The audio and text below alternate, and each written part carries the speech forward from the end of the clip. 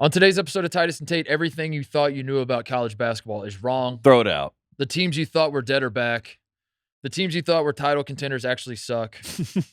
And the haters are going to get the best of you just like they always do. These are just a few of the things I said to myself in the mirror this weekend, Tate. Right. Yeah. And sometimes bad guys win at the end of the day. As I look at Sean Miller, and he's the class of the Big East. He is. Yeah. Is it the Sean Miller National Coach of the Year campaign? It's started? hot. Is it hot? I mean, hear it.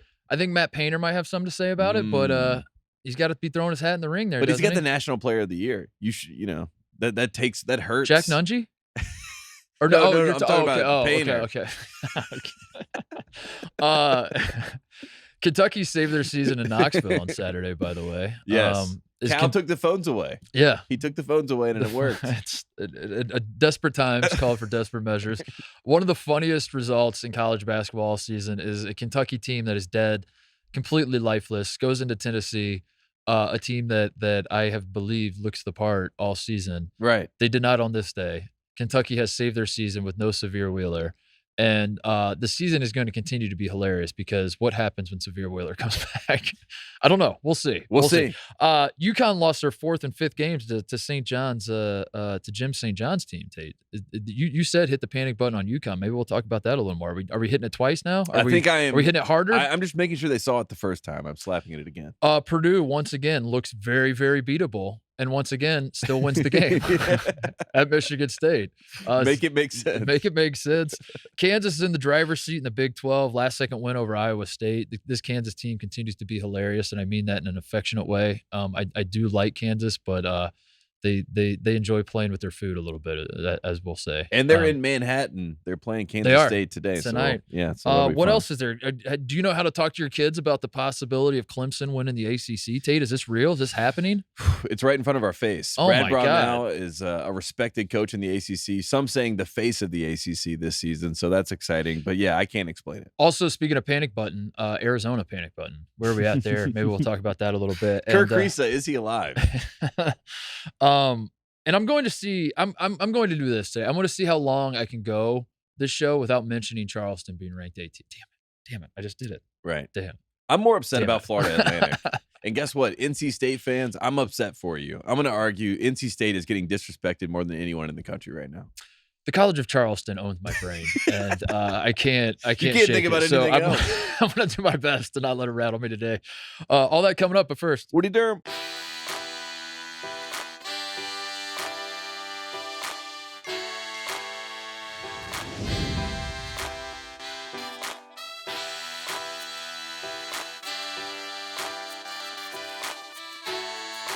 all right, what is the story coming out of the long weekend, the holiday weekend? We'll throw Monday in there with it, Tate. Great weekend of games, right? But what was the stat? 11 ranked teams lost, 7-9. I think I saw unranked teams versus ranked teams. The unranked team or the ranked teams were 7-9 versus unranked teams. Crazy weekend of college basketball. Well, I think that confirms that the AP is wrong, right? Great point. Frauds. I said I wasn't going to do it, but do you have time to talk about College of Charleston? Because I would love. No, I'm kidding. College of Charleston. I have one College of Charleston alum who's a friend. Yeah. He reached out and said he didn't listen. He said first and foremost did not listen. But the message but boards the are blown. message has been sent that your boy hates College of Charleston, and I just want to know why. Word got that because I'm a Coastal Carolina family, Right. dude. Right. I got family in Conway. It's I think that's what it Clemson is. fans should be upset because they're ranked lower, higher. They're ranked behind College of Charleston, so that's even more upsetting. They don't even own their own state. I'm gonna save the Charleston rant for later because Okay. once I start, because ultimately, I did a lot of soul searching. This has been eating me alive. Like when I lay in bed at night, I'm staring at the ceiling, and College of Charleston basketball program is going through my brain. Their 0 quad wins are going through my brain. Quad 1 wins, I'm sorry. Their net rankings, their Ken Palms, their all this stuff is going through my brain that they might get an at-large bid and my beloved Buckeyes won't. And that's the reality I find myself in. And if it's not that, it's WAPO. Those are the two things I've lost a lot of sleep over in the last week. Well, but I'll save it for later because once it might be a runaway train once I start going on that reign again. So let's make sure we get to the stuff that's important, such as Kentucky. Is that the story? Would you say? Is Kentucky the story coming out of the weekend? The biggest story of the weekend. I mean, for our show's purposes, maybe Creighton finding some That's life. right. We were That's very, right. That's right. the best 8-loss team in the country by far, in my opinion. We could talk about that. But yeah, Kentucky is the real story because we talked about the SEC. We said we have Alabama, we have Tennessee. Which one of these two is actually a Final Four, a Houston type team, a national title type team? We kept coming back to Tennessee. Tennessee has checked all the boxes. They lost to Arizona. We let that one slide. We said that's a good loss. Now you're looking. It was a great game. It was a high quality. Like they game. played well. It was one of those deals that one team had to lose, and felt like a Final Four game. Yeah, it did. It did. Right in front of our faces. And then you have a Kentucky team who's looking like destined to go to the NIT, and instead they go to Knoxville. And they get this win. And then I think the real story for me was that after the game, Calipari, the victory lap. I mean, I've never seen it's as if Kentucky won the national championship by beating Tennessee at Tennessee. He's like, I figured it out. A lot of doubters out there thought I'm the idiot. They thought I'm the dumb guy. But last night in the hotel, I take away the iPads. I take away their phones. They wake up in the morning. They got chills. They don't even know how to act because they don't have their phones. And guess what? Kentucky gets the win. So, John Calipari, you did it again. Just when we thought you had nothing left in the back pocket, he pulls out what moms do to every 6-year-old in the country and says, no iPad, no more Candy Crush on your phone. Right. Yeah. Give me your iPad. Give me your stencil. None of that tonight. Yeah. Is this more Kentucky is back to you or Tennessee? Because I do this more often than not. I guess when a higher ranked team loses, I'm more concerned with with them than Kentucky did save their season. I don't want to take away from Kentucky, and Kentucky is it was a great result. But to me, as a guy who came into this season thinking this might be the year that Tennessee breaks the pattern of Rick Barnes memes in March, and I said this team feels a little different. I believe in this team in a way I've never believed in a Tennessee team before. Right.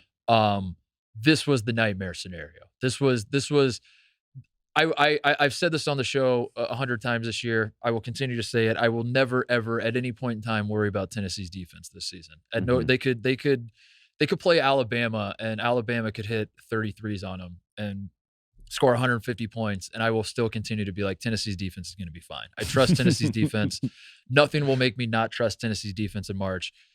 What will give me pause, Tate, when I look at that bracket is I will play in my head this Kentucky game when Tennessee goes 3 for 21 from the 3-point line. 14%. When Tennessee is just just fumbling the ball around the basket, and when Tennessee gets destroyed on the boards, which a lot of times rebounding numbers don't tell the whole story because when Tennessee's throwing up a bunch of bricks, of course Kentucky's going to get more rebounds. Right. But at the same time, 20 more rebounds, 13 offensive rebounds and you're playing a Kentucky like Oscar Tshiebwe. We know his reputation. We know who this man is. You would think that Tennessee would go into this game saying we cannot let them destroy. Like, of all the problems Kentucky has had, Oscar Tshiebwe has not been a problem, and he's going to gobble up a ton of rebounds. Like, let's make this a focal point of our game plan here. Anyway, point being, this is the nightmare scenario for Tennessee. This is when that bracket comes out, and Tennessee will still be a 2 seed, 3 seed probably at the worst. It could be a 1 seed. Who knows? By the time it's all said, right. Still got to play Bama, could win the SEC tournament, whatever. But when I'm staring at that bracket, and I suddenly look up and I have Tennessee in my Elite Eight, I'm going to stop and I'm going to be like, am I sure I want to do this? Do I need to pull the eraser out? And because this Kentucky game is going to be playing in my head over and over and over. Yeah, absolutely. And you just felt like this entire game, you're looking at Rick Barnes and you're saying, Rick, come in, Rick. Rick. Hey, Rick, it's happening. Yeah. Rick, it's right in front of you. Stop it, Rick. Stop it. And that is the what we look at when we look at March. We worry about Rick Barnes. We worried about him having a little bit of a cursed situation where these games just kind of happen, but eventually as they continue to happen over and over and over again, you're saying, okay, it's kind of like Mac Brown with my North Carolina Tar Heels. You eventually, when the same recipe, you keep collapsing over and over and over again, you have to say, what's the one constant here? And that's what it feels like with Rick Barnes. And in this game, he seemed to be okay with the fact that it was happening. Maybe it was a lesson for his team that you have to, maybe that's what he was playing. Hope so. The long con here. He's like, you can shoot yourself out of a game, guys. Maybe that's the message. But for all intents and purposes, this was the worst case scenario for Tennessee. And then you have CJ Frederick hitting threes, sticking his tongue out. Then I'm looking at the stat line. I'm like, he's 3 for 9.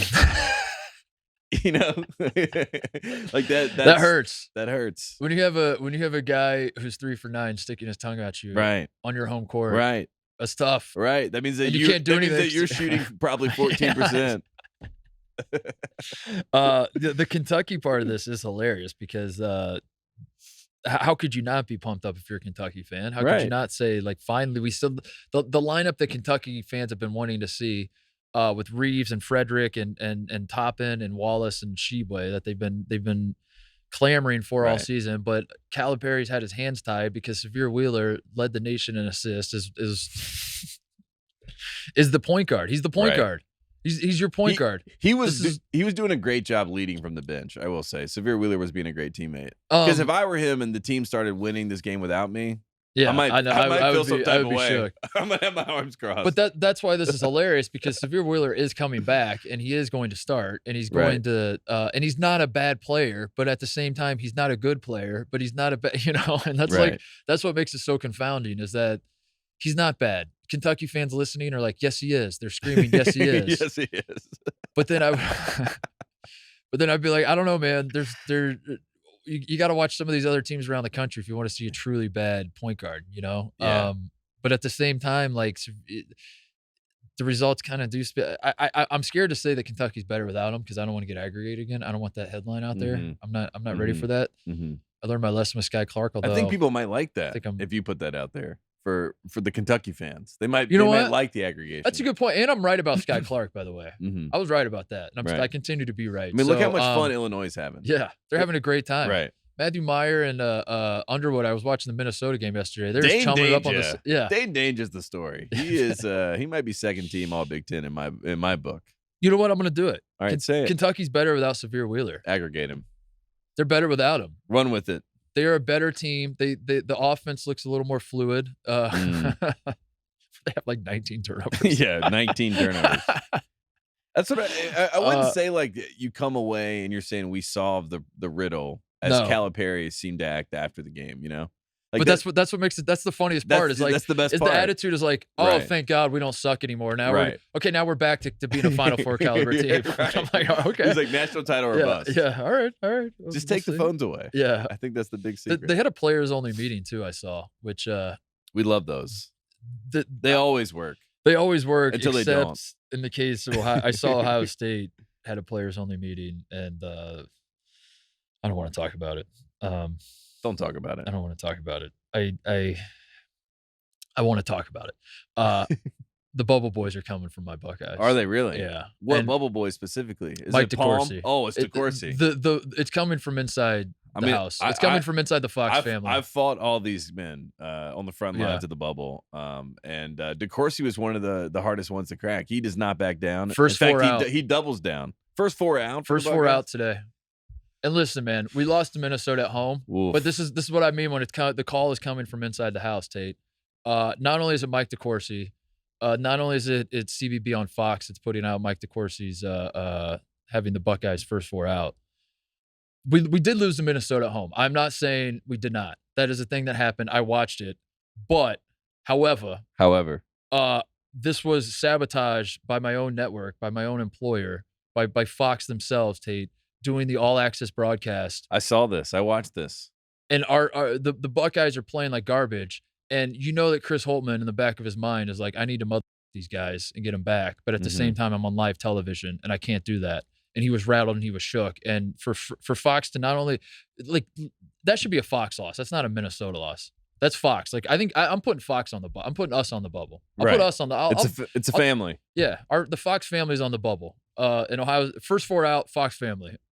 And last four in, Buckeyes. And on the flip side, I will say this: I was at the Asheville Championship last year. Ben Johnson, the Minnesota coach, was there. Minnesota won it, but Ben Johnson on camera for Fox. Yeah. He was talking a whole lot more than he was talking when they didn't have the all access. And guess what? It was working. So maybe he should pick up on that. But he was calling out screens, calling out switches. And I'm like, who is this man? And then, like you said, Chris Holtman, he's just trying. Chris Holtman's a great guy. But sometimes. But he knows Bronny's watching. Yeah. And he can't. Right. It's all.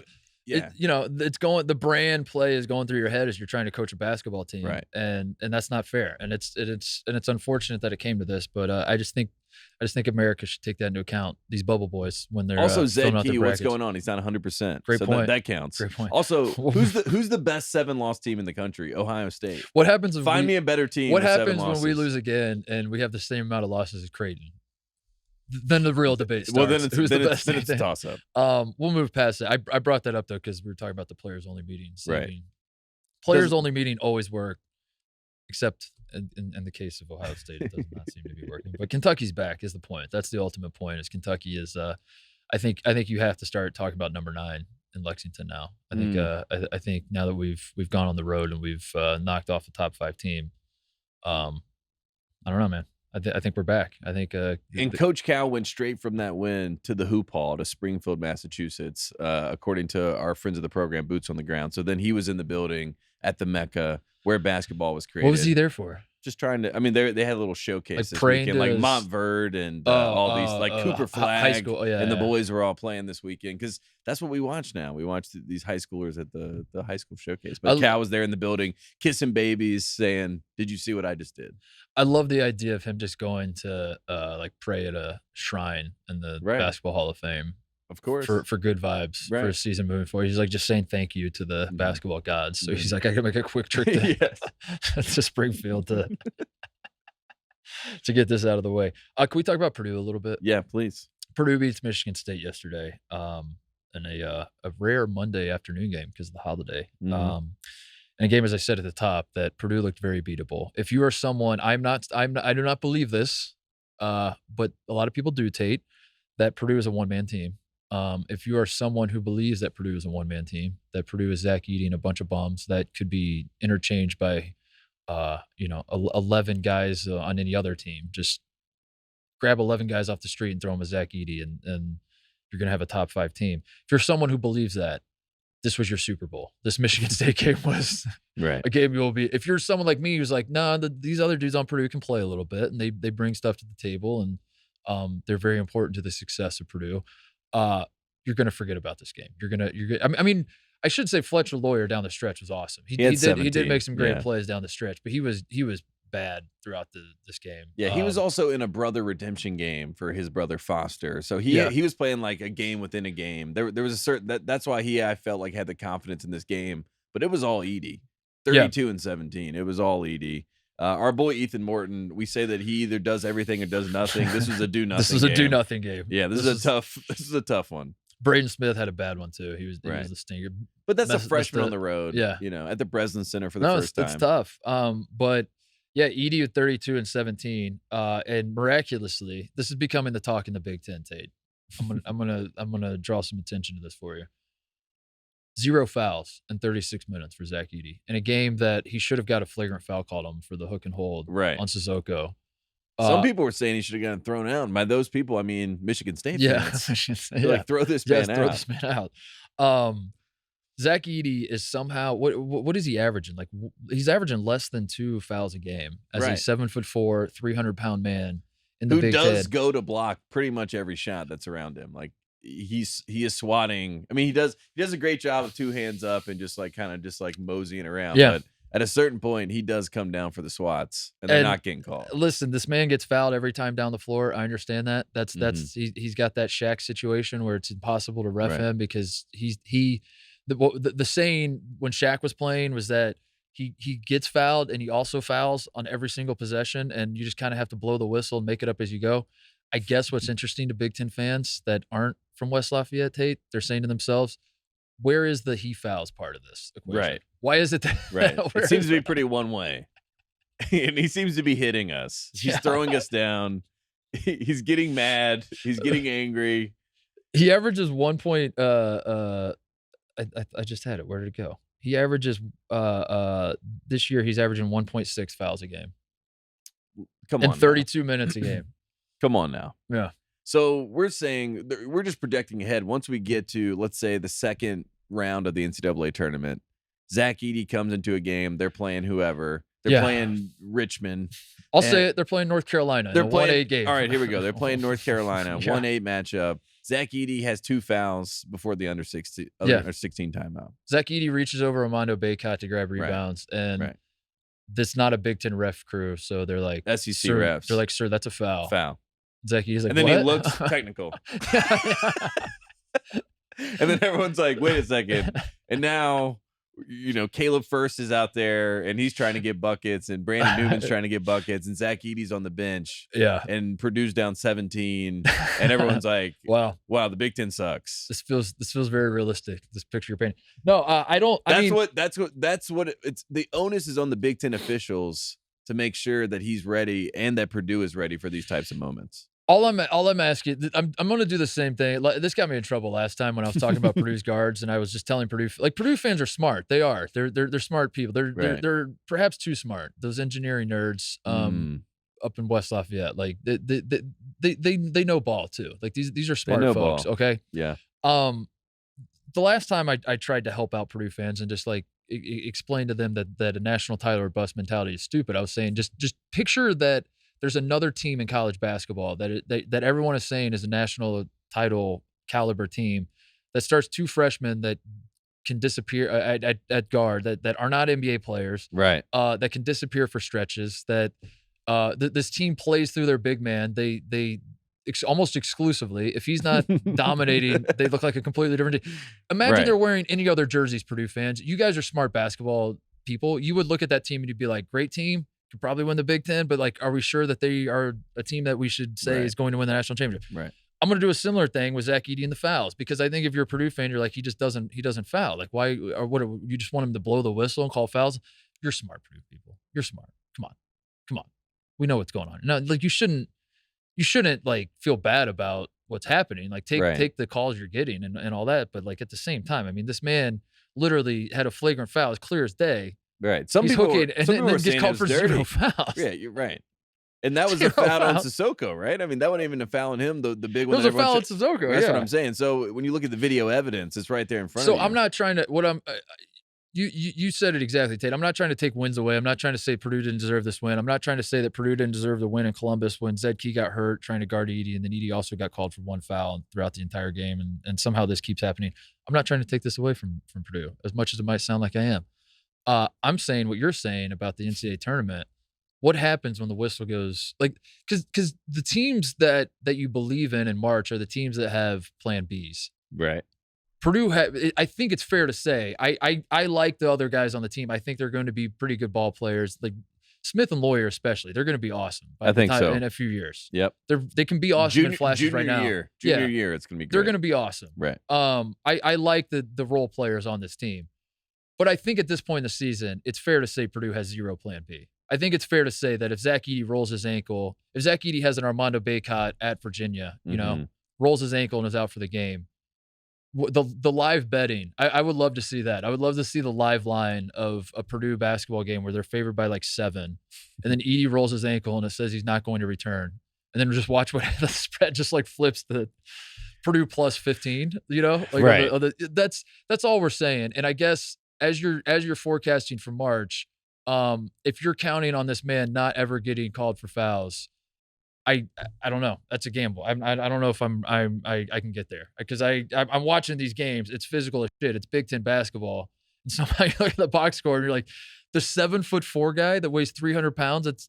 If he truly is not fouling these guys, Defensive Player of the Year as well? Or should we stop at National Player of the Year? We should be Defensive Player of the Year. Right. The National Defensive Player of the Year. He might be the best rim protector we've ever seen. Of all time. Right. Never fouls anybody and is averaging 2.2 blocks a game. Right, exactly. With 0 fouls, it's incredible. Right. And like I said, he is swatting at shots. I mean, he is not just standing there letting it happen.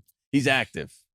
He's an active defender. And all the times he comes out to hedge ball screens and and guys get downhill and attack him, and it's amazing that he can pull this off. I mean, I'm not kidding. Like if he's truly not fouling these guys, then this is he is one of the greatest defenders college basketball has ever seen. And I think that teams are now going at him to go physical and be physical with him. So that is also, like, I think to myself, a team like TCU and a guy like Eddie Lampkin, someone that's going to get underneath him, that's going to get, physical with him. There's going to be matchups where you're like, oh no, I don't like this for Edey. And that is what's worrisome. But I do think that maybe Braden Smith with the Big Ten, it'll help season him up. He'll not be a freshman as we get to the tournament. That's what you look forward to. And Matt Painter was coaching him hard. Like Smith had a really bad turnover one time where he like jumped in the air, had no one to throw to, went out of bounds, and then Painter pulls him, and Painter just sits him down and does the old coach. He's like not even facing the court. He's just facing Braden Smith and just basically, going at him. And that's what you hope those guards can mature. But Edey right now is the one-man band. And what a band it is. I will say that. I mean, it's impressive. He's number one on my wouldn't watch list. Is he? Right. It's interesting. Right. Interesting. Don't aggregate that, Alabama. Don't aggregate that.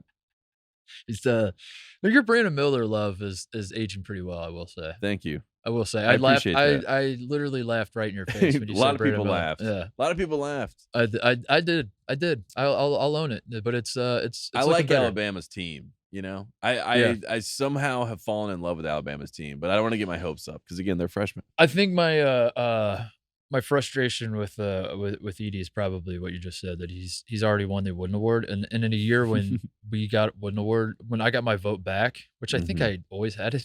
I think they reached out and said you always had it. You've always had it. They're waiting for you to vote. I keep acting like I was unaccounted for. I was put it on voting probation or something, and I'm like, now that I've paid my dues and did my time and got my vote back. Ban.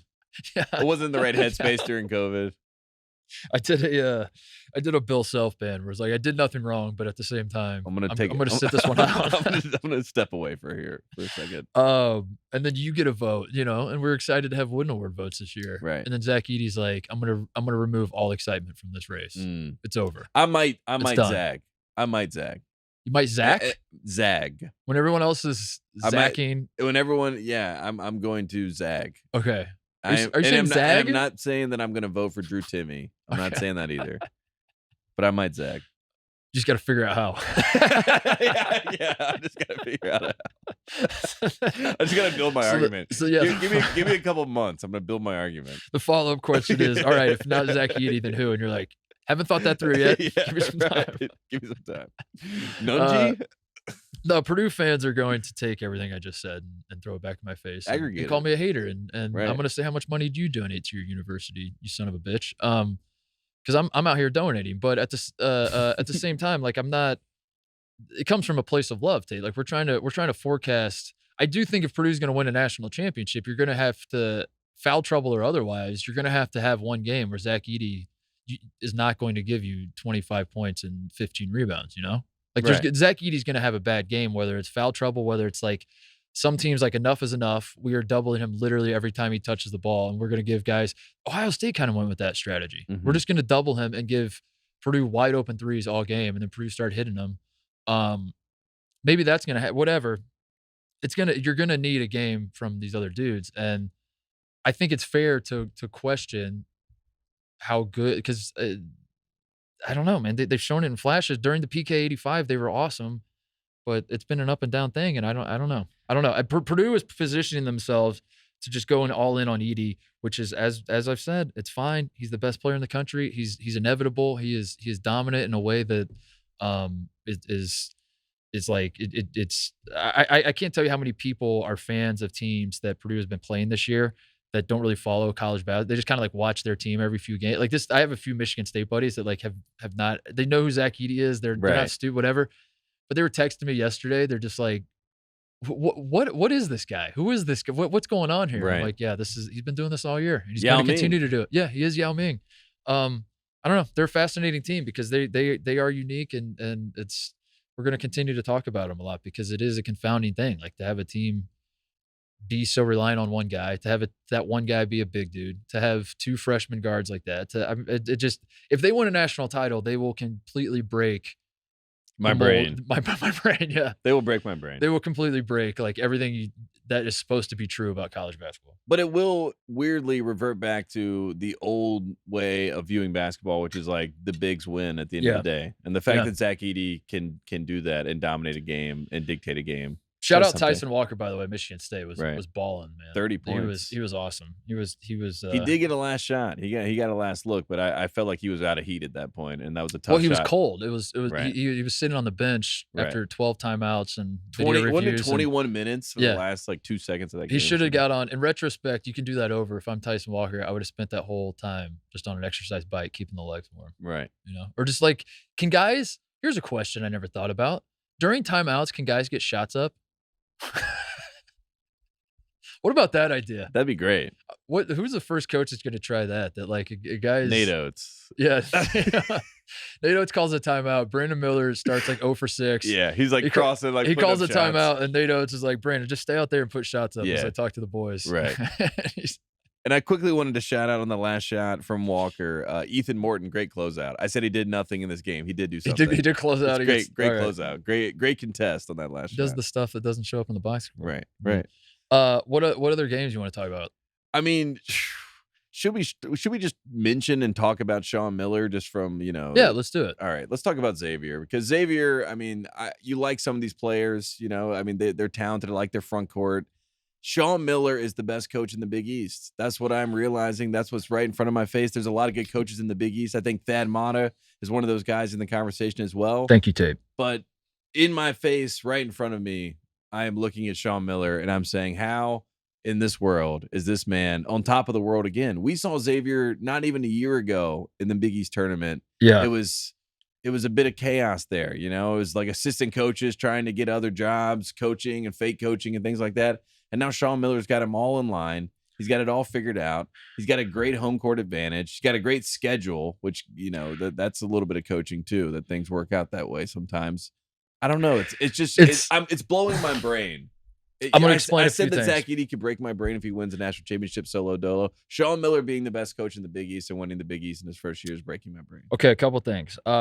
He has masterfully painted a picture where the narrative around his time, him taking over at Xavier, is such that he has basically taken the exact same team that Travis Steele had, and he has turned them into a top 10 team. Right. But at the same time, when we talk about Xavier, we also talk about Sully Boom and how how incredible he's been and what a great addition to this team he has been, averaging 18 points and 5 assists a game. He has 16, 6, and 5 in this game. He's incredible. He's their best player by far. I don't know how both are true, but they are. I'm a little confused by that. I think it's the Nunji Fremantle angle. You know what I mean? Because when you see him, you're like, okay, this is Xavier. I know these guys, and they kind of stick out.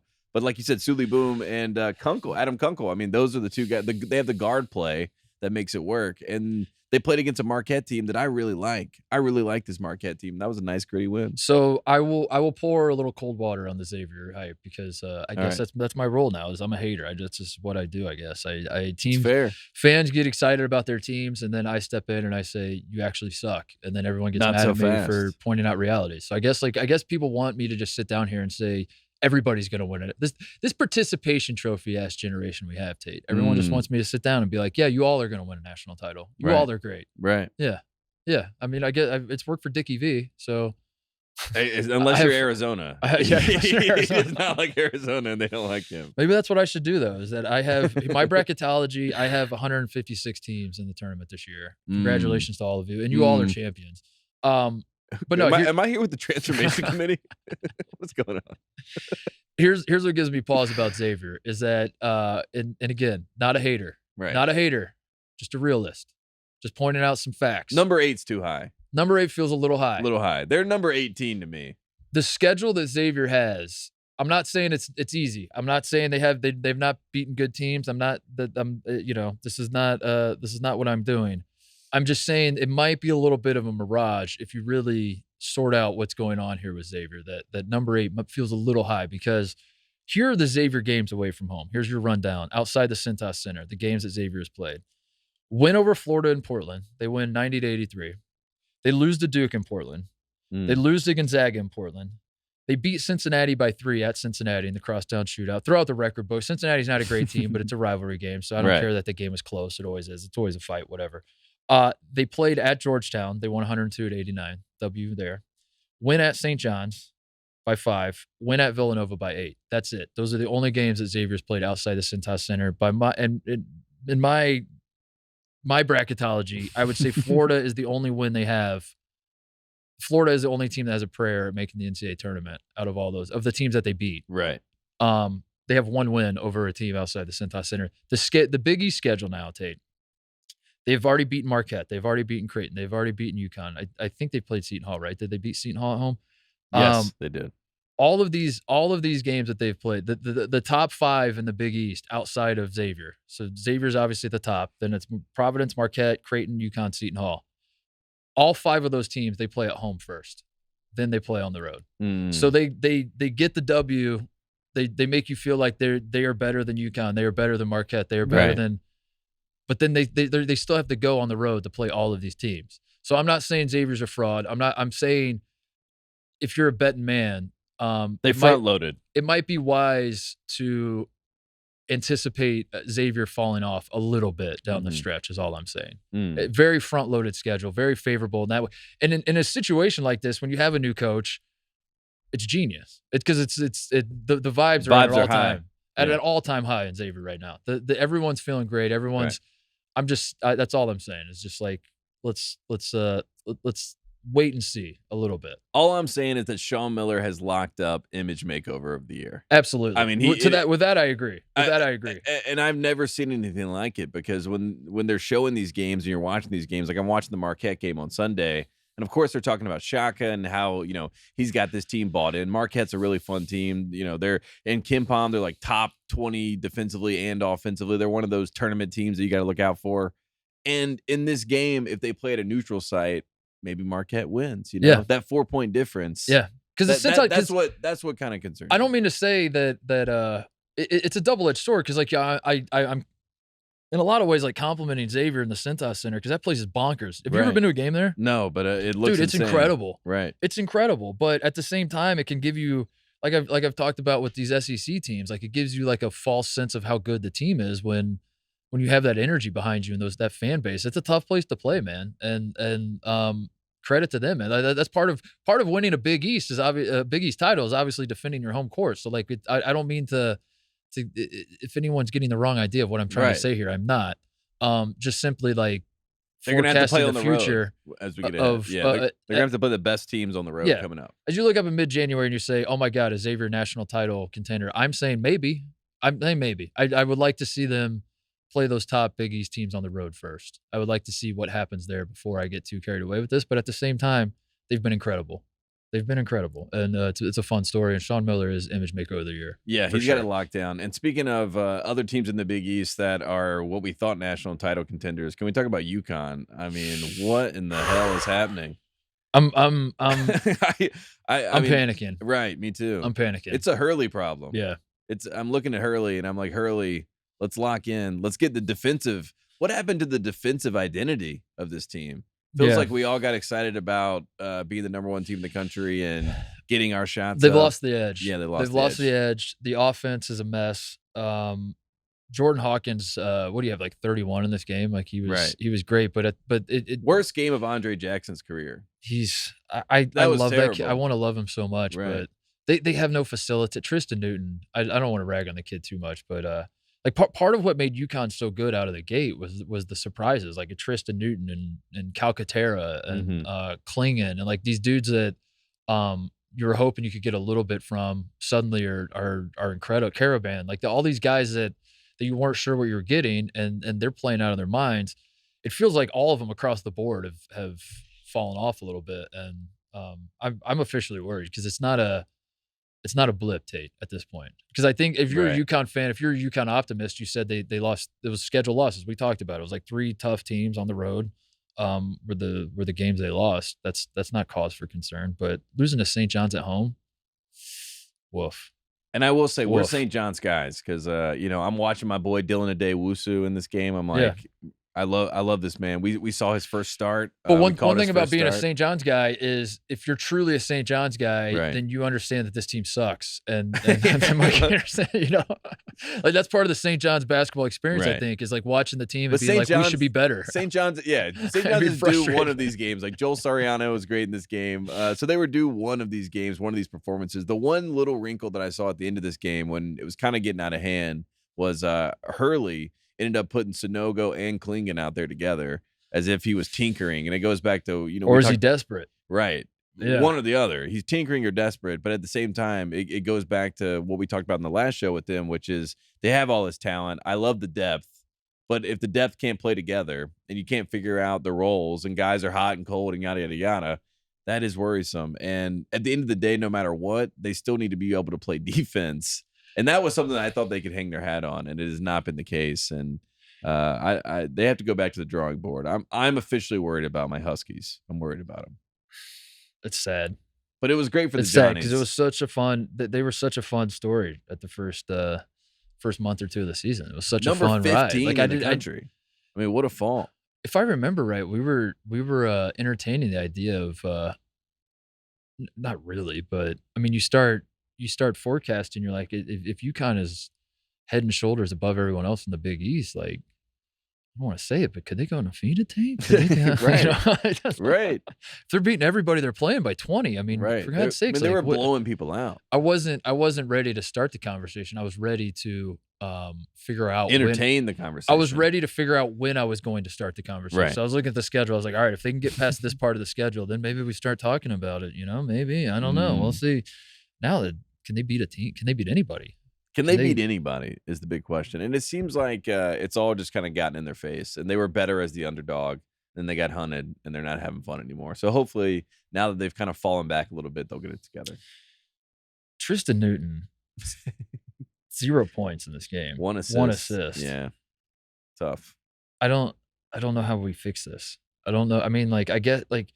Because Hawkins, you can't run the offense through Hawkins in the sense of like that's not Hawkins is at his best coming off screens and shooting threes. Right, he's a shooting guard. He's a shooter. That's what you want Hawkins doing. Specialist. That's what. You do not want him running the offense, bringing the ball up and stuff. Is it Jackson? Is Jackson the facilitator? I don't think so. He's the slasher, dude. Yeah. He's the slasher. You don't want him. I mean, he could do it at times, but like that's not. It's a bummer. It's a bummer. I think that's it. Like if Tristan Newton's got to play better. That's basically it. Tristan Newton can be half as good as he was at the start of the season. Right. He's just going through a slump. He's going through a slump. Yeah. If you could just plug and play a Shabazz Napier, obviously, on this team, it's all fixed. They just need that point guard. What else? You want to talk about Kansas beat Iowa State.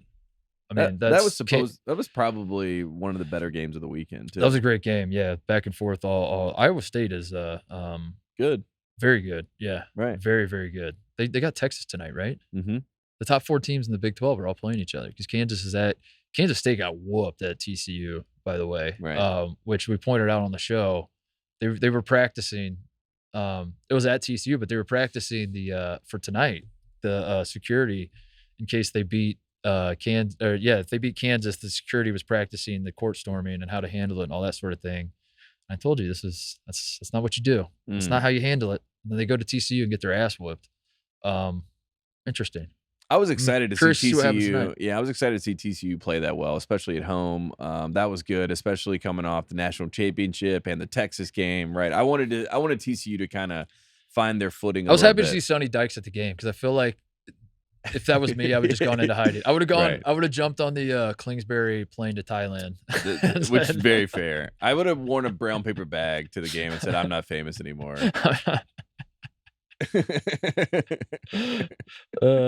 Just go ahead and end it for him. But Kansas is scary. Kansas is a really scary team. They can come back on anybody, and I'm excited to watch Grady Dick in Manhattan go against the Wildcats. I hope they wear the lavender jerseys. I like those. I like the light purple. The light purple. Yeah, those are nice. It was breaking my brain watching 2 purple teams. There aren't a lot of purple teams. Yeah, I know. The same thing happened when that was a little too much when they played in the Big 12 football championship. It's too much. Right. Too much purple. I'm a purple guy. The Brownsburg Bulldogs are my high school is purple. So like Nice. I You like enjoy purple. good purple, but when it's purple on purple, it's too much purple. Yeah. I mean, I always think Clemson should wear more purple. I think Yeah. Clemson, especially the football team, should wear more purple. But, Yeah. you know.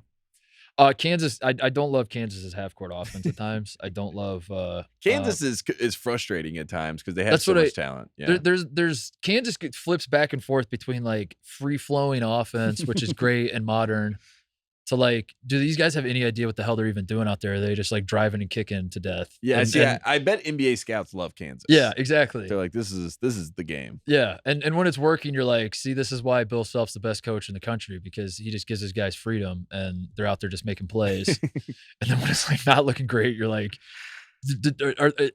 can we get one screen on this possession? Yeah. Can someone set one screen? I just want to see one.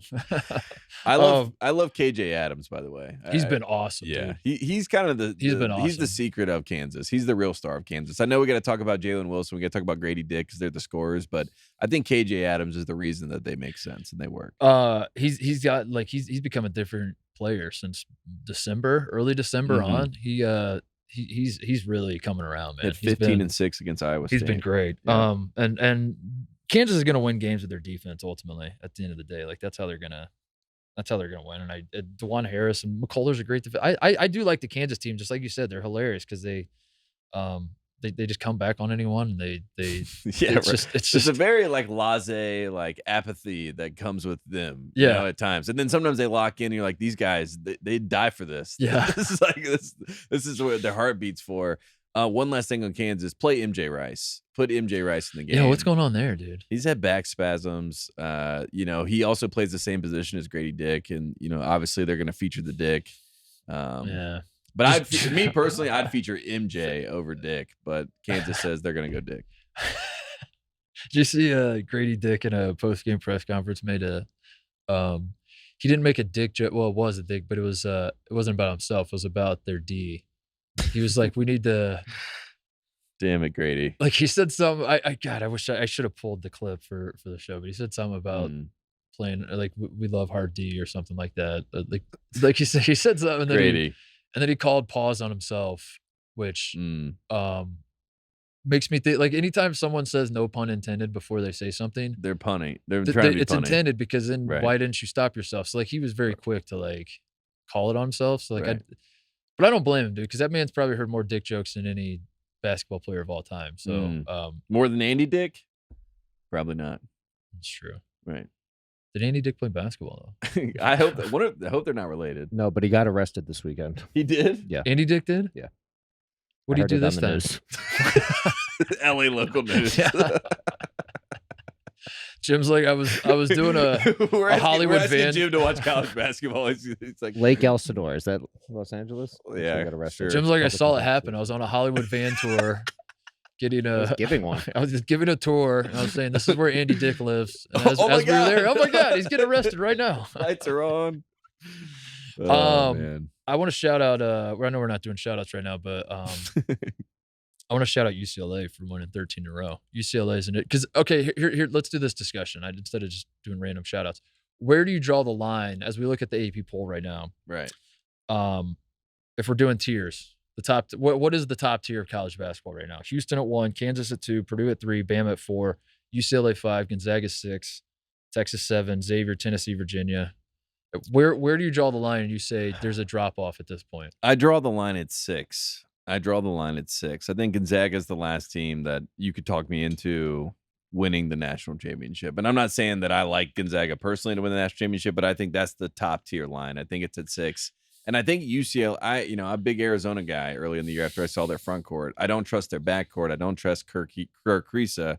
I do trust Tiger Campbell. I'm officially out on Arizona. I've burned the boats with Arizona. I've gotten off the air. Yes. So if March comes back around and I try to talk myself back on the Arizona bandwagon, don't let me do it. Okay. Don't let me do it. I'm out on this Arizona team winning national title. I just wanted to get on record as saying that. I am on record now saying this. UCLA is my national title team on the West Coast. I think a West Coast team is going to win the national championship this year. And Houston counts as a West Coast team, west of the Mississippi. Okay. But I think that UCLA is officially making their statement, making their case, saying we are one of those teams. But I think the line is at 6 as far as the AP. So Houston, Kansas, Purdue, Alabama, UCLA, Gonzaga, they're all tier 1 Final Four title contenders to me.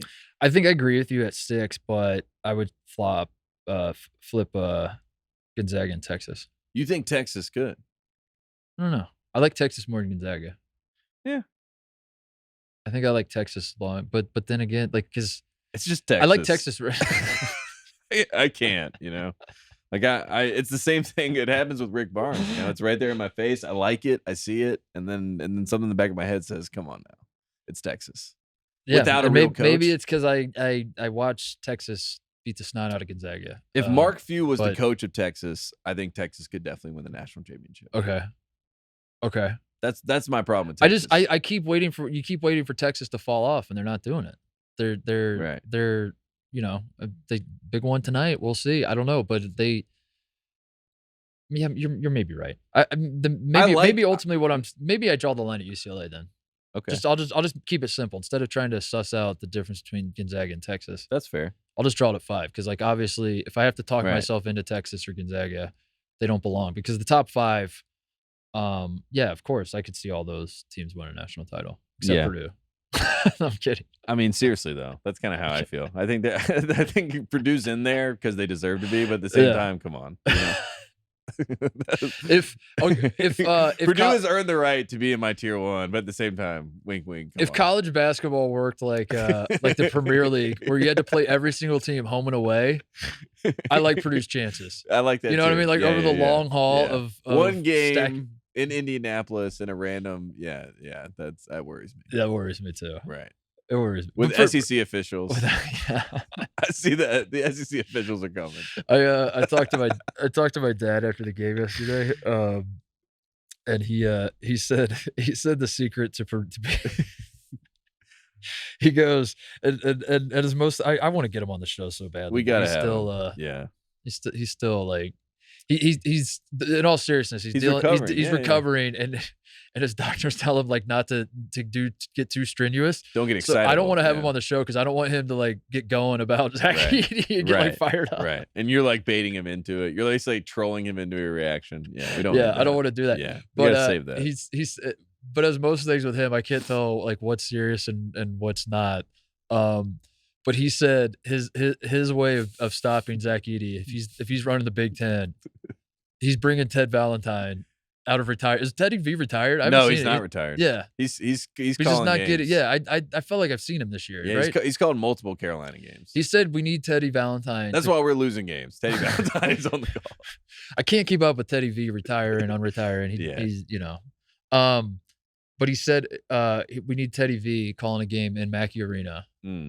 We need that crowd is just rolling and everyone's losing their minds. Right. Big run for Purdue to Purdue's down 7 and they go on this big run to take a lead, and then the next possession after they're already up by 1, Edey makes a move, gets an and one, the top pops off the place. Right. But Teddy V's waving it off because he's saying elbow to the face, offensive foul. Right. And my dad said Great call. My dad said that's the key to stop it. He's like, I just want to see that one time. I do too. I just want to see what that I looks do too. like. I want to see what that looks like too. I think it's a very fair point. And I think that's exactly what we said earlier in the show. Because we know this is college basketball, I was telling you, Bobby Hurley, that was one of my favorite moments of the year. He goes to one of his players and he's like, that was a great take, but it's not going to work in college basketball. Yeah. Great move. Yeah. It's not going to work here. It's not going to. It's college basketball. Just because it was the right play and a good play doesn't mean it's going to work. No, here. but my dad and is just monotone, super serious. Like, he's like, I just want to see what Edey looks like when he gets a ref that wants to make it about himself. Right. He's like, I just want to see what happens then. And I'm like, on the one hand, that's insane to say that. But on the other hand, you're right. It is college basketball. And you're like, yeah, it is interesting. I wonder what would happen when a ref goes into a Zach Edey game and says, I'm going to make this about me. I will say all great points by Coach Titus. Fair points, I should say. I think I've seen Edey, his blood is starting to boil a little bit too. Like I think there's a chance where his eyes go red and Edey like grabs Teddy V. Yeah. Yeah. Yeah. And he says, I want to shake your hand. Yeah. It's true. Yeah. You're not wrong. Cause it is, I don't mean to say it's one way and then Edey's fouling all these. Like Edey gets fouled every single time down the floor. It's just it's remarkable that through his frustration and through getting fouled, he just doesn't foul anybody back. That's all. It's remarkable that he's figured out a way to. The most fascinating matchup just of the top 5 teams or your top 5 contenders when I think about them just in my head is Kansas and Purdue, because it would be Zach Edey, who is 7'4", versus KJ Adams, who's 6'7". Yeah. That would be stylistic. It would just be the clash of the Titans that make no sense. Like and honestly, KJ Adams might be a bad matchup for Zach Edey, and vice versa, obviously. Yeah. But that is, to me, when I look at those top 5, I'm like, that's the one that has my attention. Yeah. Those might be the 2 best teams. That would be interesting. Right. That would be interesting. I want to see that. What else? And Teddy V on the call. What else? Should we talk about Charleston? Yeah, can you do your Charleston rant? Because I'll be fair to Charleston. I want to point out to our listeners, they blew out William and Mary. They did. They blew them out. Both William and Mary. Yeah, both of them. They blew them out. They did. So we have to give the credit to Charleston. I will give credit. Number 18 team in the country. Okay, so I think I'm done. I'm done with the Charleston slander. I think I'm officially done for at least today. We'll see tomorrow. Because I never wanted to be anti-Charleston Tate. This isn't a position Charleston should be a great story. This should be a fun story. This should be a team that when we do shoutouts and closeouts, we're like, how about that? Charleston, another W, just racking them up. Longest win streak in the nation. Love what we're seeing down there from the boys. Keep it rolling, boy. You know, like that should be where we're at with this. Right. And when you wake up on a Monday morning and you see a number 18 next to Charleston's name, it doesn't become that anymore. It's no longer like a fun story. And now it's like, wait, we're taking this team seriously as like a national, like one of the 18 best teams in the country. Is that what so I guess what I want to say is I'm done because I realize this is a me problem. I realize that I'm way too old to be this naive, that I at 35 years old and following college basketball my whole life to get sucked into believing that the AP poll is actually a ranking of the best teams is stupid, and it's moronic by me. Right. And I should know better, and I apologize. It's hard not to fall into the trap, though. Because it's you know, like every so often you think to yourself, the AP poll is constructed to demonstrate who are the top teams in college basketball. It is not that. We know that. The AP poll is an exercise, and the AP poll is just basically we speak your name is what they're doing. And they're just like, so the voters are like, hey, Charleston's won a lot in a row. We speak your name, Charleston. Let's throw you on the list. So yeah, I never wanted to be anti-Charleston. I just wanted to be pro-reality. And, you know, Charleston being ranked higher than all but one Big Ten team, all but 2 Big East teams. UConn and Xavier are the only 2 Big East teams ranked higher than Charleston. There are only 2 ACC teams ranked higher than Charleston. Right. And Charleston is ranked above their in-state rival, I presume. Clemson. Yeah. Who's actually first in the ACC, 7-0. For how deep the SEC is this year, for there to be 3 SEC teams ranked, that's all I was saying. I was like, if you put an 18 next to, I would like to live in a world where the AP poll is actually showcasing the 25 best teams. So that way we have a better understanding, and like a neutral fan has a better understanding. That makes me a hater.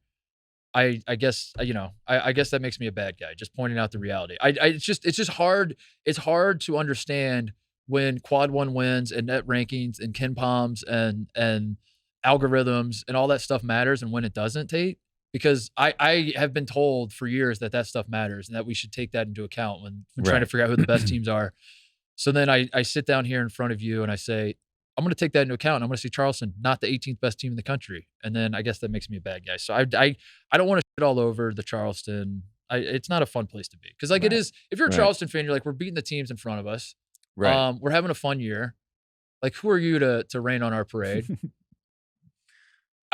Great point. I'm just a guy sitting here trying to figure out who the best teams in the country are. And it doesn't compute with me that nobody actually believes, not even Pat Kelsey himself believes that Charleston's one of the 20 best teams in the country. And yet we all have to go along with the charade that they are deserving of a number 18 ranking. I just don't get it. I don't understand it at all. But that's a me problem, I guess. Yeah, and also at the end of the day, if you're in fairness to College of Charleston, your only loss on the year was to the number 1 team in the country. So in their mind, you know, they're confused. They're like, we've only lost. They played to one Houston. Team. They only played one team that was number 1, and they lost to them. So I think that maybe warps their mind a little bit. I think the most damning part of the AP poll right now is that NC State is not in it, and I just want to point that out. I mean, I did not go to NC State. I'm not an NC State fan, but NC State blows out Duke at home. Then they beat Miami in overtime. They've showed a lot of tenacity as a team. They press. They're fun. They're like an old Rick Pitino team, and that makes sense because Keats is a Pitino guy. But the fact that Florida Atlantic is number 24 above NC State after these quality ACC wins, what a spit in the face. The fact that Arkansas, after going to Vanderbilt and acting like children again, like we talked about in Maui, and then losing, they're number 25. We're going to give them the respect over NC State. Yeah. Over a team that actually plays together, actually has a really fun team. DJ Burns is a star. Put this man on camera. They put the sunglasses on after they win. NC State's a fun team. And if you haven't been paying attention, you should. And they can't even get in the AP top 25. But nobody's going to pay attention because they're not ranked. Right. And they're a national championship level program. 1974, 1983. No respect. I don't get it, Mark. Well, I don't get it.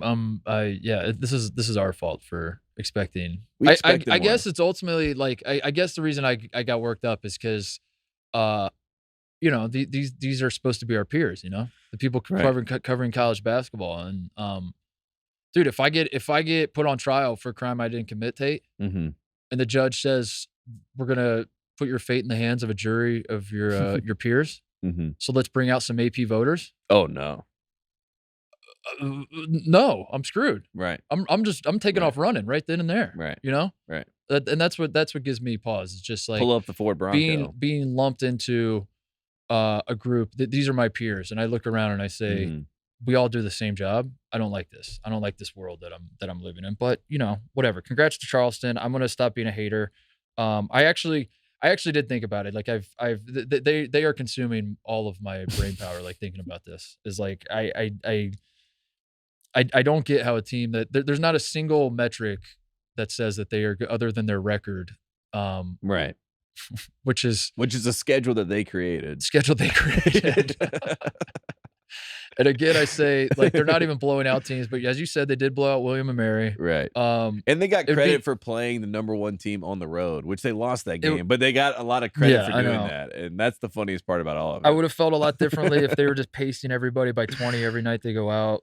They are not. They're winning close games against bad teams. And but being a hater is not a fun way to go through life. So I'm going to stop that. And I'm going to say, I want Charleston to keep winning because I do. I think I think Charleston being ranked 5th in the country, entering their conference tournament and still being on the bubble, it will be one of the funniest situations. Yeah, Charleston, number 5 team in the country. Yeah, Charleston being 5th in the country, and on Bracketology they're an 11 seed. I don't know. Why am I the bad guy for pointing out that makes no sense? It doesn't. It does not make sense. How are they? Because every bracketologist has them like on the bubble still, or an 11. Like the best I think I've seen is a 10 seed. I saw a 10 seed. Yeah. How can a team ranked 18th in the country be a 10 seed at this juncture, Tate? Don't let these bubble boys get to you. They don't know anything. It just doesn't make any sense. They've never been. I just want some consistency. But if Charleston, if you truly are one of the 18 best team in the country, we now have to change the expectations of this team and say, if you don't make the Sweet 16, it's a failure of a season. Right. You know what I mean? Right. If you're entering the tournament ranked 15th in the country and you don't make the Sweet 16, you're a failure, and that season should not be celebrated. So that's where we're at. So like that's what you've done to yourself, Charleston. Congratulations. Now no one's going to be happy when you win your first round game in an 11-6 game and then lose by 20 in the second round. Right. No one's going to be like, what a fun story Charleston was. They're going to say frauds, failures. Right. You entered you entered the tournament as a top 16 team. You did not make the Sweet 16. You failed. Charleston's a second half team, though. We should say that. They were down to Elon at half, and they battled back in the second, won by 20 points. Great win. Yeah, huge. Great win. Resume builder there. Great. Elon's horrible, by the way. I saw Elon earlier this year. They're not a good team, so that's a little discouraging when you think about the long term. People forget Elon's head coach quit to go be the head coach of Duke. Go be like the graphics designer at Duke or whatever the hell his job is now. What is he doing? The social media manager at Duke? He's basically Mike Schrage is his name, and Schrage's a nice guy. Former Ohio State assistant. Right, nice guy. We like Schrage on the show, but yeah, he's basically like He is if John Shire's back starts to act up, he is the one who steps in. Really? You think so? Yeah, 100%. Yeah. So he's the fall guy. He's the fall guy, right? Which any other program, you're like, oh, so he's like they must really respect him and like really, At Duke, it's like, no, he's the fall guy. Kentucky would probably be that way too, wouldn't you say? Right. Who's the fall guy at Kentucky right now? Probably Brad Calipari. If Cal couldn't coach anymore, the guy who they put in his seat is not the guy that they have the most respect for. It's the guy that they're saying, fall guy. You're the fall guy. You're walking the plank. Maybe I should stop with the Charleston. I should take my crosshairs away from Charleston and put them on like Xavier for their schedule or something. I don't know, but I don't want to do that with Xavier fans either because they're fired up. I'll do it with Auburn because Auburn's in a similar boat. That Auburn has not, like, away from home. Auburn's one win over a team that has any prayer at making the tournament was when they scored 43 points on Northwestern in Mexico. They won 43-42 against Northwestern in Mexico in November. And outside of that, everyone remembers. Yeah, outside of that, they have not. Their wins out away from home are Bradley, Washington, and Ole Miss, and that's it. Those are the only teams they've beaten away from home, and somehow they continue to be ranked because they beat Auburn, like decent teams, and in the jungle, and then everyone's like, oh my God, Bruce Pearl, he's doing it again. Walker Kessler the other day in the NBA had 20 and 20 against the Timberwolves, who obviously traded him for picks and Rudy Gobert, yada yada yada. And I looked at the stat line, I laughed at myself a little bit. I was like, this man had no impact in the NCAA tournament, And so in the NBA, he's getting 20 and 20. That Auburn Miami game last year will that'll break your brain. It's gonna take a while. What does Bruce Pearl have to do to shed that from your brain? Go to another Final Four. Yeah. If someone says Bruce Pearl is one of the best coaches in college basketball, I'm gonna stop you right there and let's talk about the Jabari Smith, Walker Kessler season. And it's going to take probably another Final Four for me to forget. I mean, about it's that. The Texas test. I mean, think about it. If you're an Auburn fan, does Texas really want Bruce Pearl? No. So he's not a good coach. Just think about it. It's the Texas test. It's the Texas test. I love that. Yeah. Like, Texas test. If you're a Duke fan and you're like, does Texas want John Shire? Yeah. No. Yeah. If the coach, you don't have to. You don't you're have to Baylor. give him more. Does Texas want Scott Drew? Yes. Yeah, and you don't have to give him any more money or anything else. Right. It's just like Duke calls and is like, we're willing to let John Shire out of his contract. You don't have to pay a buyout. You don't have to do anything. Texas is going to say, no, we're good. Thanks. Yeah, thank you. We'll take Jai Lucas. The Texas test. That's the Texas test. What else? What have we not talked about? Anything else you want to hit? Honestly, I was fired up about NC State. That was really my last thing on the docket. I mean, we should just quickly give a shout out, I guess, to Oregon. That was a pretty impressive win. Yeah. Infale Dante with the big dunk on Kerr Kriisa. Kerr Kriisa says it was a charge. That was a great, college basketball says that's a charge, but the officials there were like, no way. That's a dunk. That was great. So part of me respects Kriisa for trying to take willingness to get dunked on. That man will. I can't quit Kerr Kriisa in terms of likability. I've quit Arizona as a national title contender. Right. I've definitely quit because they are definitely a worse team than they were last year. I already thought they were, but now it's like, all right, you're not even close to as good of a team as you were last year. And as far as I know, I don't think I'd have to look it up, but they didn't win the national title last year, did they? No. Okay. So I'm done with them in that regard, but I can't quit Kerr Kriisa as a character, as a college basketball character. He's a good character because I think not a good point guard. Ultimately, and Arizona State fans will disagree. A lot of Pac-12 UCLA fans will disagree. When I watch Arizona, I don't think Kerr Kriisa is dirty. I don't really get the feeling that he's not trying to hurt people in the way that your Grayson Allens or even Brad Davison at times would do the hook and hold and put his hands up and be like, I'm not doing anything. Zach Edey. That's what Michigan State fans are saying. Yeah. I don't know why. I don't know. Kriisa, he flops, he whines, he talks. He checks all the boxes of I should hate this man so much, but I think ultimately he's not playing dirty. So I don't know. It's weird. I don't know why. What is it? Is it the Maui? Is it just Maui? Is that all it is? Once you see the man in Maui, you're just like, I gotta love everybody that goes to Maui Because I still, for as much as we hated Arkansas and Maui, like I still watch Arkansas, and they've fallen off a cliff, and they can't shoot for, and like they look like a completely different team than we saw in Maui. I still hold out hope that they're going to put it together a little bit. Like they're not going to be the team we thought they were, with Brazil out and Nick Smith and questionable and all that kind of stuff. But I still watch Arkansas, and I'm like, I think there's a good team in there. Come on, boys, we can do this. Right. And I think that might be it with Kriisa. Like he gets dunked on, and I want to clown him, but like there's a sliver of me, just a small sliver, that's like, that's my guy. I kind of feel that way with Tommy Lloyd, and I love Coach Rob, Steve Robinson on the bench. So I have a soft spot for Arizona, especially this Arizona team because of Maui. But as I watched this game, Dante was talking after the fact, and he was like, when I saw it was Kriisa, I was like, I know I'm rising up on him. That's amazing. He was talking shit to us before the game, and he was like, I'm dunking on this dude. Ends up putting a double-double, 22 and 10. Dana Altman, he just seems to get these Oregon teams to eventually buy in.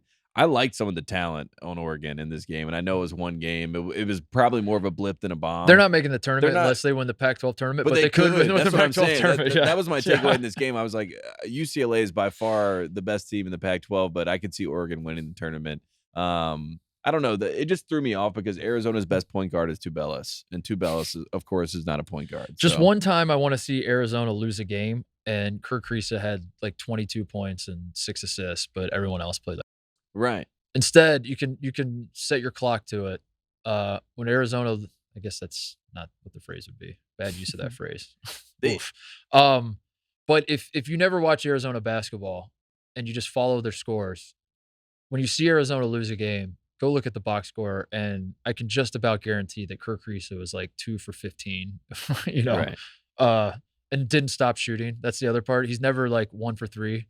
And says, "Oh, it's not my night." Like that one that went in, it felt sloppy out of the hand, and I was kind of lucky there. Oof, might not be my night. Maybe I should get other guys going. It's never the case. Every time they lose, Kerr Kriisa had an absolute stinker of a game. Right.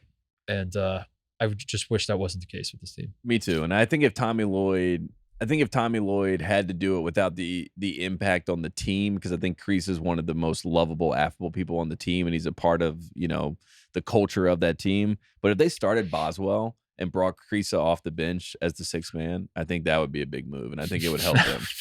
I think it would really help them a lot. I think Boswell had 15 points in 23 minutes in this game, and I'm not saying that he needs to be a scoring asset for this team, but he doesn't take shots away.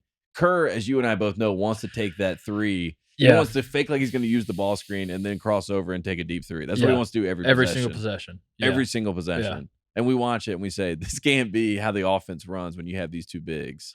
And I think Boswell will make the entry passes. He'll run the offense. And I think it might get Kerr's head back into the game, and then he can come back and start. And Kriisa is the type of dude that if Tommy Lloyd pulls him aside and says, listen, the shot that you just described, right. We don't need that right now. Let's get these other guys going. Let's get them. Right. He's the type of point guard that would listen to that for like a 4-minute stretch in between media timeouts, would get everybody going. Then you'd come out of the timeout and be like, all right, I did my job. We got everyone going. And instead of saying what like a good point guard would say, which is like, oh, we're much better when this happens. Right. Let's keep this rolling. Right. You'd be like, all right, we got that out of the way. Back to the shots. My turn now. He's like, and right. Oh man. Shoutouts, closeouts. Man, shout out to Father Time. I watched the NFL last night, Mark Titus, and Tom Brady is right there in front of your face. And he was not the Tom Brady that I have known to, come to know over the years. And he was a little bit out of it. The Bucs looked like a lost, ship at sea. And just in general, it always comes back to no matter who you are, no matter how it works, time always will catch up to you. And I think time has caught up to Tom Brady. Do they read off the same script? Or is it fresh thoughts every single time when you're watching Tom Brady in the playoffs lose in the last 5 years, where you say, if this is in fact the last we've seen Tom Brady, right. That's how. Let me just say that right. I don't know if there's like a memo they send out before every Brady playoff game. We're like, all right, so we're gonna roll the Brady package at the end. The last time Tom Brady was held scoreless in the first half was his first playoff game in 2001. All right, Troy, you say thank you from football fans everywhere, because I feel like I've heard this for 5 years. Right. They're like, if this is in fact the last we've seen of like the Bob Costas when Michael Jordan hit the the shot in Utah in Game 6 where Bob Costas was like, if that is in fact the last image we see of Michael Jordan, oh my, let me say, from the and then just rip it off, Anyway, because every broadcaster like a Joe Buck, or if it was Al Mai, whoever it was, like that moment's for them too, because they're like, this is the last call of his career, and I am on it. Well, that's the downside to Al Michaels and Tony Dungy. Everyone ripping them, is that if you're another broadcaster, you see how people view you, like you just said, like you want to make a big. Tirico was awesome, by the way. Right, Tirico killed it, but Tirico's great. You don't want to be that, like there's the way to, I've heard Chris Fowler thought, like Chris Fowler's like apparently like super hard on himself because he takes it way too seriously. And he's like, these moments that I'm calling in these biggest college football games every Saturday, they will be showing these games for the rest of all time. And like my voice is, I have to elevate this and I appreciate how much he respects the moment, but at the same time, like, dude, you're just kind of talking along with the game. Mm-hmm. Like it's not that, we're not splitting the atom here. But you're right. There is some sort of, as the broadcaster, especially in football, dude, they're throwing out all this money to all these guys left and right. And you're Joe Buck. You just got this big deal at ESPN, and you're saying to yourself, this is Tom Brady's last game, Monday Night Football. I'm on the call. Joe Buck comes from a announcer family where like they do think it is splitting the atom. By the way, that is I know. He does. Yeah. He's like, I am splitting the atom every single week. So that was the other part of it. It was like the person that's gonna take it to the nth degree, right in our face. And then you got Peyton and Eli on the other channel, and they're just like, Eli's just like screwing around, I know. A good time. That's ultimately, I think, what I want out of a broadcast is just kind of Right. It's weird, man. It's weird. I had the thought the other day of if you and I called every single big sporting event, do you think we could get to a point where people hear our voice and they think that we're good at this? Right. Like, because there is something to be said about. Never mind. This is a discussion for off air, but I don't know. I was like, are these guys good, or is it just that familiar? Yeah. Right. And you hear their voice and you think, oh, it must be a big game on. But like, does it actually enhance the game that much? Well, I guess it does in some ways, but yeah, someone was going at Bill Burr. Bill Burr tweeted something about like, these announcers are terrible, whatever, Bill Burr voice, and everyone's like, you don't know their names, you don't know it's Al Michaels and Tony Dungy. Like, you've been watching football all these years. You just said these announcers, But I think that is kind of, and obviously Bill Burr, it's like a bit, so it's not like him, but it's like that's the common sport. They're like, I don't even know half these people's names, so nor do I care. I just want them to give me the goods, so. That's a part of it too. I would say to any future broadcasters listening, it is very, very, it is nearly impossible to win as a broadcaster. You can only lose. Yeah. So stop trying to win, I guess, would be my point. Like, I don't need the big swings. Right. Just say what you're seeing. Yeah. Just talk about what you're seeing. And I say this as a guy who I called him a St. John's game on FS2, so I know what I'm talking about here. And don't spend your time talking about Cocoa Puffs and like talking about Fruity Pebbles and singing, going and tossing into breaks. And I mean, if you're doing any of that and you're trying to be funny or whatever that is, stop it, Fruity. I'm excited to run it back next year though, when Brady makes the playoffs, when we do the if that is in fact where do you think Brady's going? That's the next question. Colts. Nice. Brady's going to the Colts. Right. I think the Panthers are between Lamar and Brady, and we're not sure who we want. We're gonna have Lamar and Brady come in. They're gonna run 40s against each other. We're gonna see which one we like there. But I want Lamar to the Panthers. I think it makes sense, right? I think the Colts trade up, get the number 1 pick. They trade up before draft day. They trade up like now, and the Colts now tonight. Maybe as we're recording this, maybe they've already done it. I don't know. Trade is in. They have the new number 1 pick. But then everyone thinks they're going to take Bryce Young, and then they instead sign Tom Brady and draft. I don't know, draft a punter. Who's that? Tight end. Draft that tight end. Yeah, draft a tight end. That would be the Colts move right there. Decide Dallas Clark 2.0. We got our guy.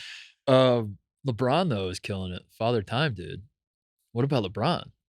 Riddle me that. Yeah. How is he doing it?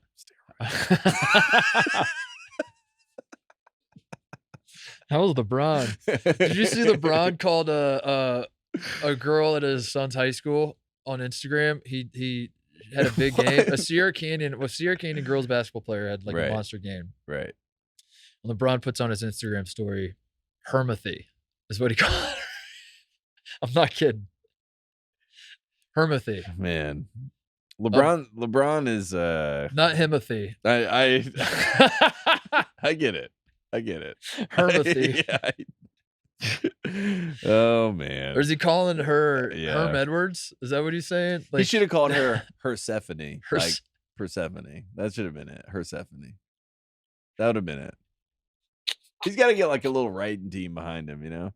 Well, that is one thing I do like about LeBron, though, is because you know it's him tweeting. Yeah, exactly. Right? That is true. That is the coolest thing about LeBron is that it is him. Even if he's tweeting about China or whatever he's tweeting about, you're like, I know that's LeBron. That is a great point. No one else could have written that sentence. That's a fantastic point. When he hits send, you know that's coming straight from the man himself. Yeah. I want to shout out, speaking of LeBron, and I want to shout out LeBron's home women's college basketball team, the Ohio State women, of course. What are they doing? What are they up to? Tate's over there. His home team. The UCLA? Is it Akron? Is it Miami?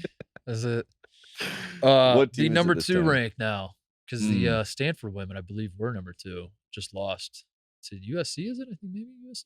There you go. So Ohio State's number 2 now. Undefeated Ohio State women. South Carolina is number 1. Dawn Staley. Shout out to Dawn Staley. But the Buckeyes are number 2 and are absolutely rolling. Got Caitlin Clark and the Iowa Hawkeyes coming to town, I think next week on Monday. Is Caitlin Clark like the best player in women's basketball? Is she like running away with? Is she like Sheboy, where she's going to go national? It's a great question. Jim would know better than we would. Jim, your you watch thoughts? It? Yeah, she is. Yeah. She's running away. She's running away with it. Running away with it, you would say? Yeah. She's like the Zach Edey. She's the Zach Edey of LeBron. And Zach Edey's the Yao Ming, so Caitlin Clark is basically the Yao Ming of women's college basketball. Am I understanding that correctly? Yeah, that all adds up. That checks out. UNC women beat State, by the way, on Sunday. Big win. UNC women are good, right? Yeah, number 15, number 17. Because you guys got worked at Indiana, right? And that's why you like fell off a cliff, but you're like still the women's basketball team and the men's basketball team were the Spider-Man meme, where they were both ranked like top 5, and then went to Bloomington, just started getting like blown out. And they were like, wait a second. Yeah. And Deja Kelly is Caleb Love of the women's team. You know, love her. Great game. Indiana women are really good too. I think Ohio State Indiana game's coming up. Women's. Maybe we pivot. Ranks. Maybe we just do a women's basketball podcast. We should. I got to do something, dude. The Ohio State men are killing me. We would win awards. You know. It's true. We would actually win sports. We'd have 0 listeners, but we'd win. But we'd win awards. That's a great point, dude. Right. Great point. Huh. I mean, I watched some of the women's games. AZ Fudd is nice. I like AZ Fudd's game. It's the tagline to our women's college basketball podcast. It's like, we watch some of the games. Yeah, people are mad. People are mad I'm watching these games. By the way, I want to say that the Ohio State men's team, fear not. We called a players only meeting, didn't work. But I am going to Columbus on Saturday. I've decided enough's enough. Whoa, you're gonna go. Speaking of Ohio State, Iowa, we play Iowa at home on Saturday. We got Nebraska. So you're going boots on the ground. You're like, I got to figure this out. I'm saving the season for the team. Wow. I'm personally guaranteeing a win. I'm bringing it with me. I'm packing it in my carry-on. So you know, even if I lose my luggage, I'm not checking it. Don't want to. You know, I'm keeping that thing with me. I'm delivering a win to Columbus. Enough is enough. I was watching the Rutgers game. It was close. Down the stretch, I knew what was coming. I knew we were going to choke it away. And as I was watching the game, I booked my flight because I knew, I was like, I see where this is going. The players only meeting is not going to help. Nothing's going to help.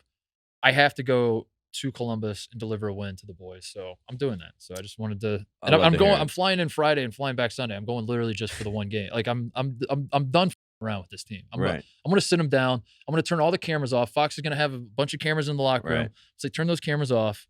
We're done around. It was cool that Fox did that. Like I did learn a lot. I did learn a lot watching the game, just about how both of these coaches were trying to work the officials. Like our guy Chris Holtman, he was amazing at one point. Like I can't remember the refs' names. Let's just say he's Gary, you know. But Gary made a terrible call, and he goes, "Come on, Gary, let's get it together today." You know? It was like we talk about working the refs, and I was like, Coach Holtman gets it. But he knew he was on live TV, dude, and he would have added a little more pepper to it if he.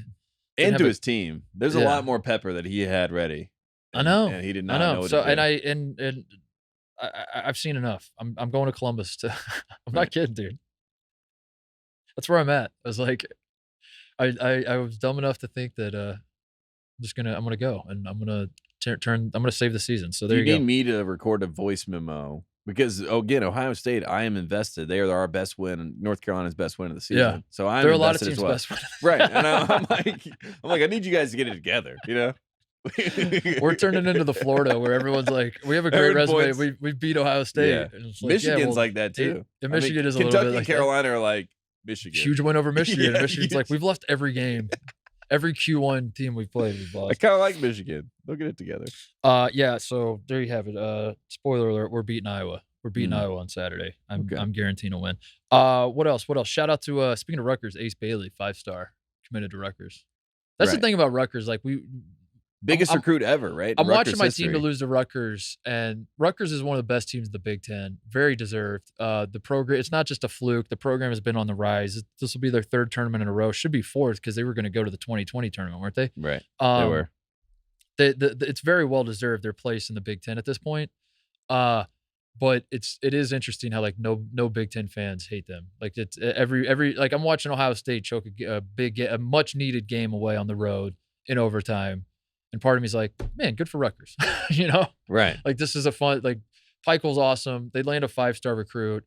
They are, but then in a weird way, like that sort of feels like it might be a little condescending because like if they were truly like the class of the Big Ten, you know, I would not be happy for them. No one would be happy for them. Right. Like, screw you guys. We're trying to beat you. You know, it's a weird dynamic going on. Everyone likes Steve Peichel. Everyone likes Rutgers. It's hard not to. And the funniest part to me about it is that someone pointed out this conspiracy theory. Steve Peichel from Bristol, Connecticut. So ESPN, he's a hometown kid. They're gonna put out the propaganda of Rutgers. They're gonna have his back. Where does Andy Katz live?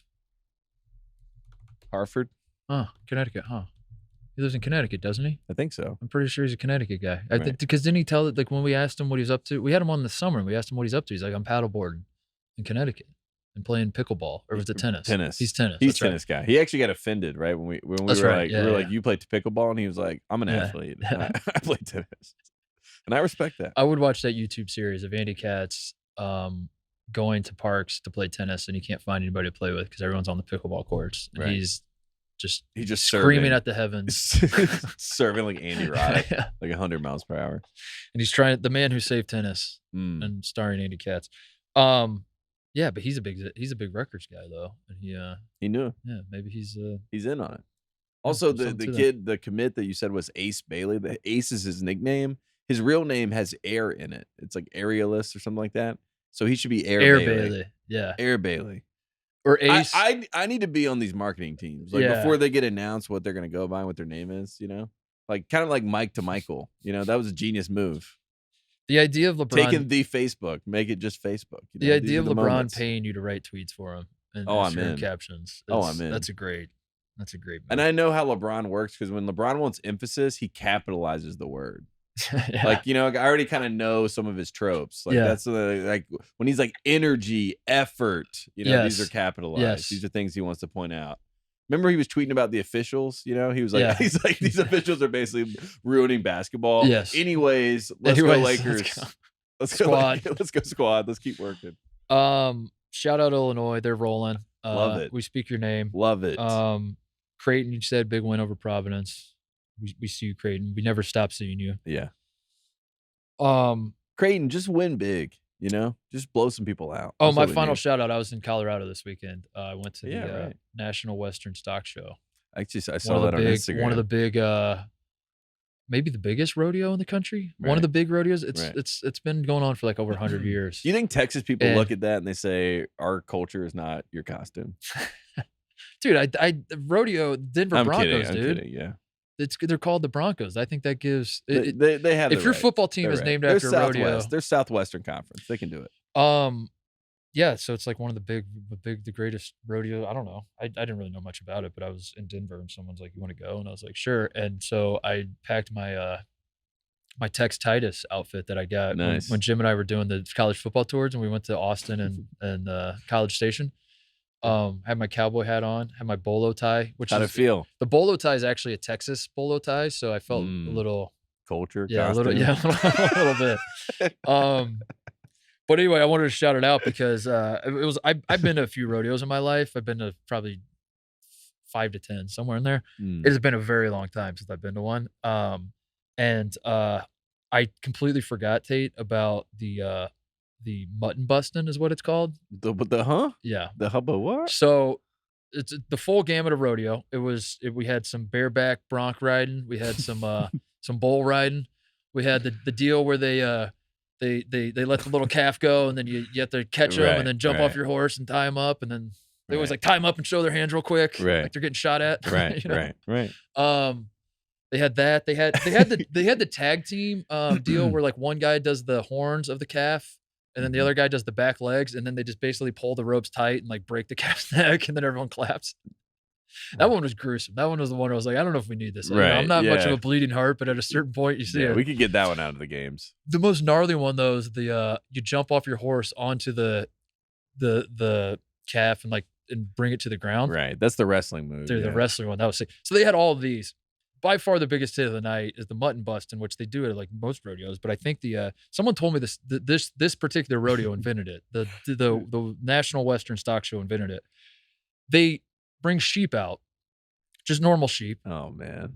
They also bring like 6-year-old kids out, and they put helmets on them, like hockey goalie helmets on them, basically. Right.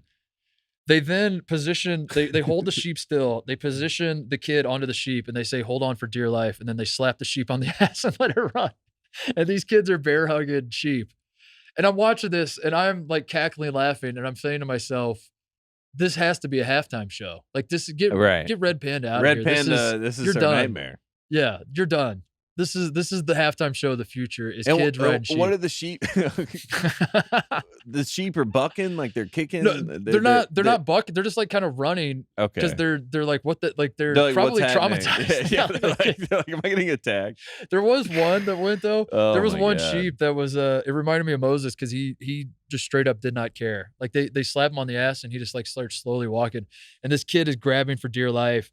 And the sheep's just kind of looking back over its shoulder, like, what the hell is this kid doing? Right. And then just kind of like slowly walking. And then they had to come pry the kid off because it was a dud sheep for this event, basically. The sheep was too chill. Right. They're like, we got the wrong sheep. We needed like the more spastic sheep. But oh my God, it was the funniest thing I've ever seen. How long were you there? Like how at the rodeo? Yeah, it was like a 3-hour night. Wow. Yeah. Oh it was awesome, dude. It was sick. It was a fun time, but I brought it up because the mutton busting, See, I want to be on the writing team for those things. Like, you know, when they're coming up with the names of these events, they're like, what is this? I'm like, what is it? A mutton busting? Mutton bust. And I want to see this for a halftime show at a college basketball game, but especially at a place where it's it should, like at Wyoming, you know. Well, no, like it's appreciated. It's one thing, but like, oh, you want it to be like shocking. I want it to be shocking. I want it at a St. John's game. Yeah, Poly Pavilion. Right. Yeah. That's what we want. Because at Wyoming, it's like not as shocking. UCL lady sees that. She's sure. Yeah, dude. They say they're gonna be mutton busting at halftime. She's like, mutton busted, dude. I was dying. So there you go. There you have it. Jim, what do you think about that? Rodeo, you ever been to one? I went to bull riding at Madison Square Garden once. It was They great. do bull riding at Professional bull riding league. Good for them. Oh, that's great. PBR. See? That's Yeah, great. fantastic. Did it Culture, sell costume. out? Was there a good crowd? Yeah, they do it every year. Really? It's like first weekend of Was it January. locals, do you think, or is it people coming? Definitely people coming. Yeah, to it was yeah. both though. I went with my friends. It was really fun. It was crazy. We'd never seen anything like that. Yeah.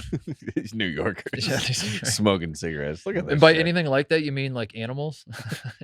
Yeah, We've never seen a seen a cow. Seen rats. Yeah, I've never seen a rat do that. Do mutton busted, but with the rats. Just put some. There you go. Strap a baby to that thing. Or strap a baby. New York, baby. New York rodeo. All Can right. I give one shout out? Yeah, go to ahead. the second biggest Chargers fan, this genius who bet $1.4 million at halftime to win $11,000. It wasn't you, was it? No. No, Tate's the biggest Chargers fan. I predicted on the show that the Chargers were going to lose, by the way. People forget. Did you go to the game? In Jacksonville. in Jacksonville. That was the most blatant. It doesn't matter. No, Michael Lombardi called me at halftime of that game. He's like, "Wait till you see Staley F this up. This is gonna be." He's like, "This is gonna be like, biblical." Like, yeah. He's like, "This is gonna be Da Vinci." What level. happened to Staley? I thought he was a boy wonder genius. He was never a boy wonder genius. People got him confused with Sean McVay. He's a defensive coach, and our defense sucks. So like, we blame this man. We know this man can't coach. He made Doug Peterson look good. And anyways, Michael Lombardi, shout out to him. He called me at halftime and was like, "Wait till you see this colossal loss for the Chargers." And I'm like, "I'm a Chargers I just fan. put $1.4 million. yeah. I'm like, "What do you mean?" I'm like, "Is it really over?" He's like, "It's over." He's like, "Then letting them score a touchdown before the half. It's over. Get ready for it." And it happened right then. Right there. Oof. Saw it. NBC Sports says by firing Joe Lombardi, Chargers apparently will stay the Offensive course with coordinator. Brandon Staley. Is that Mike's? No.